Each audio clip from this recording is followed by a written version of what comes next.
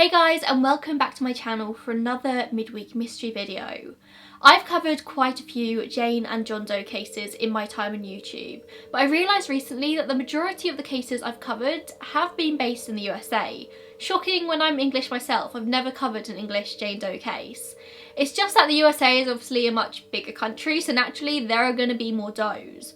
And also I tend to speculate that there are less does generally in the UK because the population is so much smaller, towns are much closer together, and therefore everyone kind of knows everyone, or you know somebody who knows that person, and therefore identification is easier. Anyway, I digress, that was just a thought. Today we're going to be talking about an English Jane Doe case known as Nude in the Nettles. As I always say whenever I cover a Doe case, I believe that these are among the most important cases I talk about. These have a chance of being solved, a real imminent chance. More people just need to know and talk about them. Our story begins on Friday the 28th of August 1981 at around 8 AM in North Yorkshire, England. An anonymous male calls the North Yorkshire police and simply says, "Near Scorton Moor House you will find a decomposed body among the willow herbs." He was reportedly a well-spoken man and said that he couldn't give his name for security reasons. He remained on the phone for about a minute but hung up abruptly when asked his details. This anonymous caller has never been traced. The local village constable follows up on this strange lead and heads to the location, a country road near Sutton Bank Top between Scorton and Rivo, an area he knows very well, but he doesn't immediately find the body. After carefully searching, he does eventually find the remains, but it took him quite a while. At first, he mistook the remains for just two pieces of slender wood, which I assume would have been the legs.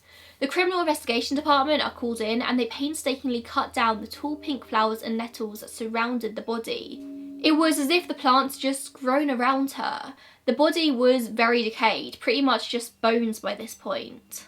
One thing that was immediately clear to the police as soon as they attended the scene was that it was highly unlikely that A, anyone would be able to randomly stumble across these remains, they were very well hidden, and B, that anybody would actually be able to even recognise them as human remains. Even the police constable didn't recognise them as remains at first, and he was actually looking for them.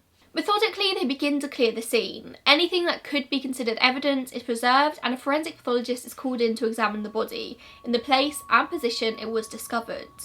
There were still a few hairs fused to the skull, suggesting that the woman had naturally dark brown hair, about 4 to 6 inches long in a pageboy style cut.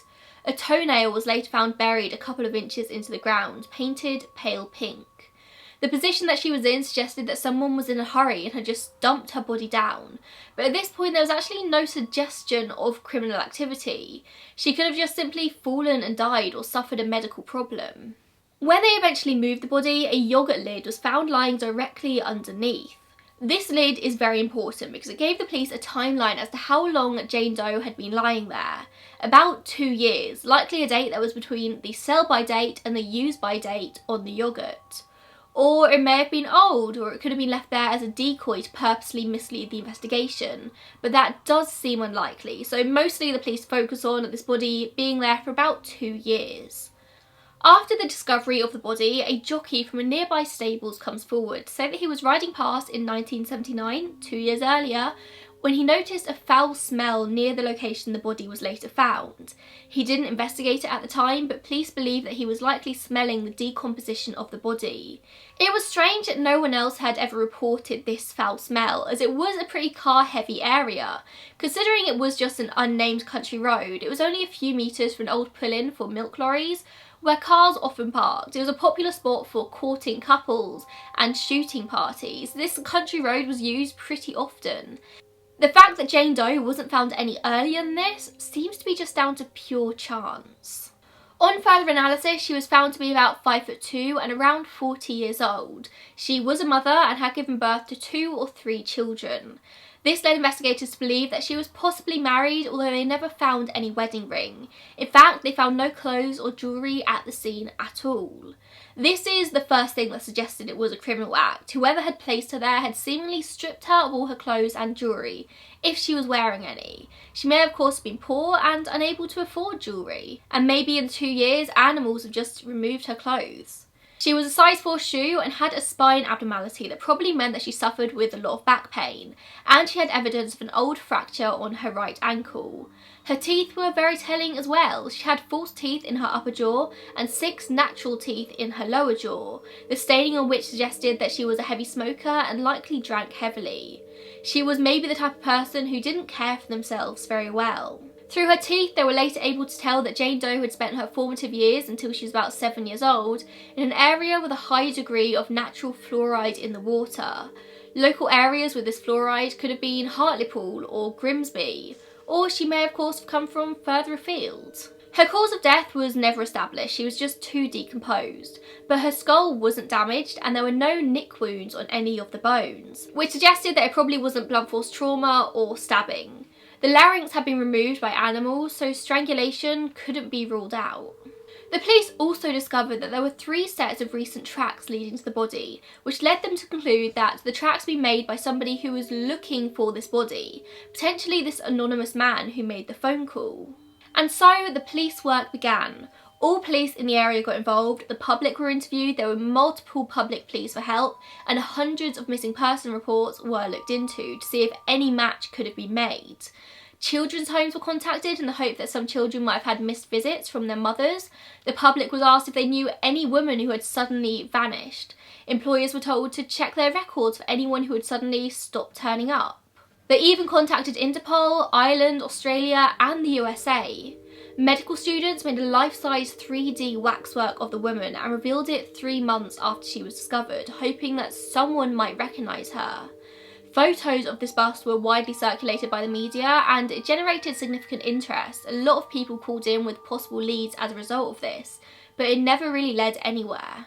There was a line of inquiry that focused on a female prisoner called Geraldine Crawley, who had escaped from nearby Arscombe Grange, a prison, about 2 years earlier.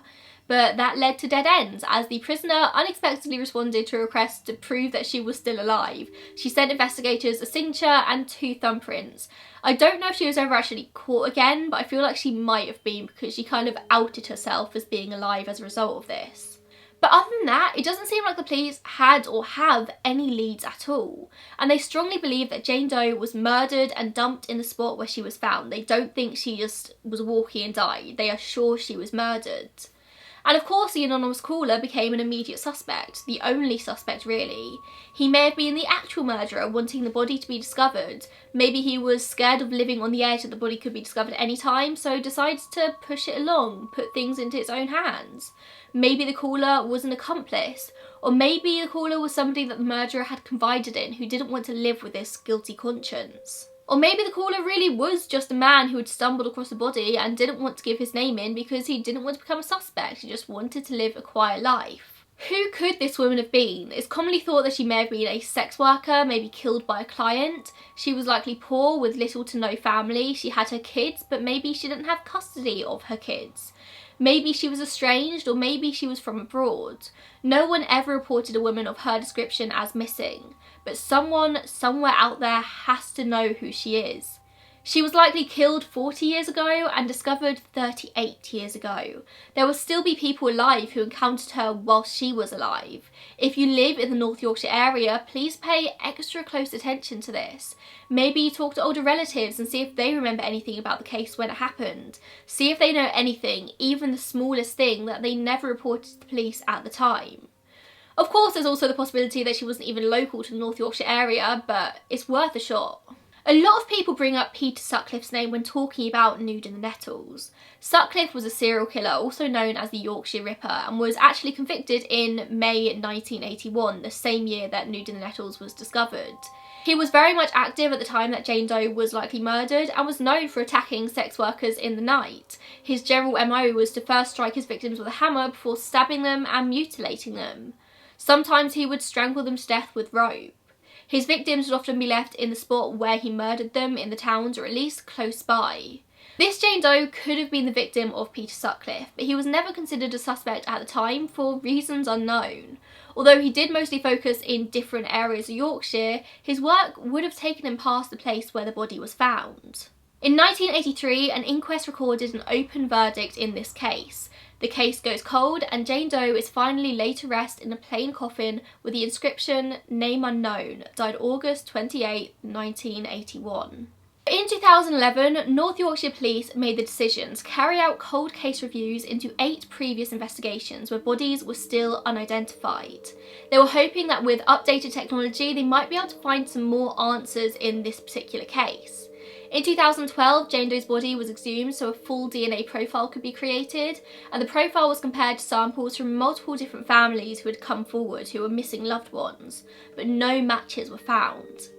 In 2013, her DNA was added to the national database, so there's still a chance that one day someone will flag a match to her. And that is the story of the woman known as Nude in the Nettles. I remain hopeful that one day this one will be solved, and that if we find out her name, maybe we can find out who killed her. If you have any requests for Jane Doe cases you'd like me to cover, then please put your requests down below. And I've also recently enabled channel memberships. If you'd like to learn more about that, then click the join button down below. It's basically Patreon, but on YouTube. It's all a lot easier, it's all on one platform, and it's a lot more interactive. I really like it. That does mean I have now closed my Patreon page, so if you did support me over on Patreon, thank you so much. You have no idea how much it means that people are actually willing to help me and support me in that way. So thank you so much, and I will see you in my next video. Bye guys.